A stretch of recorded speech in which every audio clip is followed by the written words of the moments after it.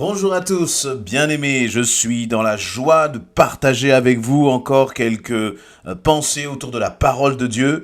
Avant de vous partager la raison de ma joie, je vous invite à ne pas oublier de vous abonner, si ce n'est pas déjà fait, à notre chaîne YouTube et de cliquer sur la petite cloche de façon à ce que vous soyez alerté à chaque fois qu'une nouvelle vidéo est mise en ligne.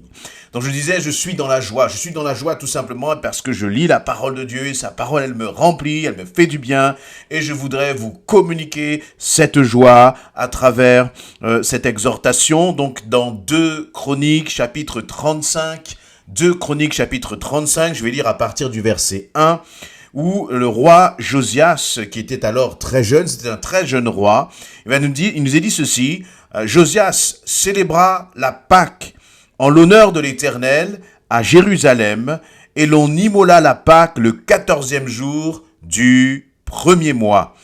Il établit les sacrificateurs dans leurs fonctions et les encouragea au service de la maison de l'Éternel. Il dit aux Lévites qui enseignaient tout Israël et qui étaient consacrés à l'Éternel, placez l'arche sainte dans la maison qu'a bâtie Salomon, fils de David, roi d'Israël. Vous n'avez plus à la porter sur l'épaule. Servez maintenant l'Éternel votre Dieu et son peuple d'Israël. Tenez-vous prêts, selon vos maisons paternelles, selon vos divisions, comme l'ont réglé par écrit David, roi d'Israël, et Salomon son fils. Occupez vos places dans le sanctuaire, d'après les différentes maisons paternelles de vos frères, les fils du peuple, et d'après la classification des maisons paternelles des Lévites. Immolez la Pâque, sanctifiez-vous, préparez-la pour vos frères, en vous conformant à la parole de l'Éternel prononcée par Moïse. Verset 7, Josias donna aux gens du peuple, à tous ceux qui se trouvaient là, des agneaux et des chevreaux au nombre de 30 000 le tout, pour la Pâque et 3 000 bœufs. Cela fut pris sur les biens du roi. Ses chefs firent de bon gré un présent au peuple, aux sacrificateurs, aux Lévites. Ilkija, Zacharie et Jéiel, princes de la maison de Dieu, donnèrent aux sacrificateurs pour la Pâque 2600 agneaux et 300 bœufs. Konania, Shemaja, Netanaël, ses frères, Achabia, Jéiel, Josadab, chefs des Lévites, donnèrent aux Lévites pour la Pâque 5000 agneaux et 500 bœufs. Amen. Je vais m'arrêter là, vous pourriez continuer cette lecture, je vous y invite. Mais là, vous voyez, il y a comme un temps où le peuple s'était éloigné de l'Éternel. Le peuple d'Israël avait commencé à adorer des idoles, des faux dieux, des dieux étrangers. Ils avaient commencé à se consacrer à des statues qui n'avaient aucune vie, aucun pouvoir. Et puis voilà que le roi Josias, qui avait alors à l'âge de 8 ans, est devenu roi. Il a commencé à faire le ménage dans le pays. Il a commencé à rétablir justement le temple. Il a commencé à rétablir le culte dans le temple de Jérusalem. Il a commencé à remettre justement l'arche aussi, l'arche de l'alliance à sa place au milieu du temple. Et puis là, il voulait fêter la Pâque qui, est ce moment où le Seigneur a délivré son peuple de la main des Égyptiens. La Pâque est le moment où, Dieu avait il y avait comme un ange destructeur qui devait passer sur tout l'Égypte pour tuer tous les premiers-nés, sauf à tous ceux qui avaient mis le sang d'un agneau sur le devant de leur porte. Et donc, chaque année, le peuple d'Israël fêtait cette Pâques. Et là, Josias veut renouer avec cette reconnaissance à Dieu, renouer avec cette Pâque de l'Ancien Testament. Et donc, il va rétablir les Lévites qui étaient en charge justement de s'occuper des sacrifices. Il va demander aux Lévites, voyez, selon un ordre très précis, il va leur dire, vous placez l'arche sainte, vous allez, fin du verset 3, vous allez servir l'Éternel votre Dieu, tenez-vous prêts, selon vos maisons paternelles, voyez, il y avait tout un processus là qui nous est décrit là. Il y avait toute une approche, un protocole qui devait être respecté. Et puis pour que, eh bien, cette reconnaissance soit pleinement exprimée, eh bien, Josias va pourvoir des animaux en sacrifice. Il nous est dit là un nombre mais faramineux de plus de 30 000 chevreaux et agneaux. Il nous est parlé de bœufs, de 1600 agneaux, de 300 bœufs, puis encore de 5000 agneaux, 500 bœufs. Il y avait là toute une grande cérémonie. Et je suis impressionné de voir que dans l'Ancien Testament, dans l'Ancienne Alliance, il y avait tout ce protocole. Il fallait toutes ces bêtes qui soient sacrifiées pour montrer en fait sa reconnaissance à l'Éternel. Mais aujourd'hui, nous n'avons plus besoin de tout cela, parce que le sang précieux, parce que le sang parfait de Jésus-Christ a coulé pour toi et pour moi. Mais ça nous paraît maintenant tellement simple que nous pourrions avoir tendance à négliger cela, à ne plus avoir de reconnaissance.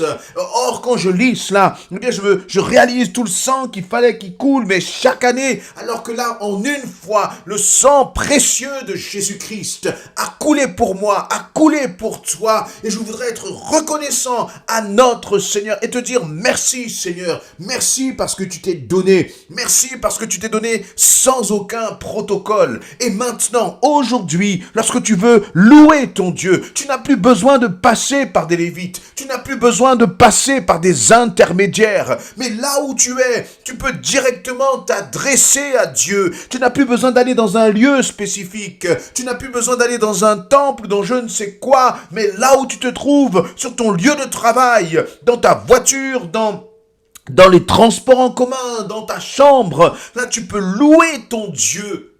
Il est directement accessible par le sang précieux de Jésus-Christ qui a coulé pour toi et pour moi.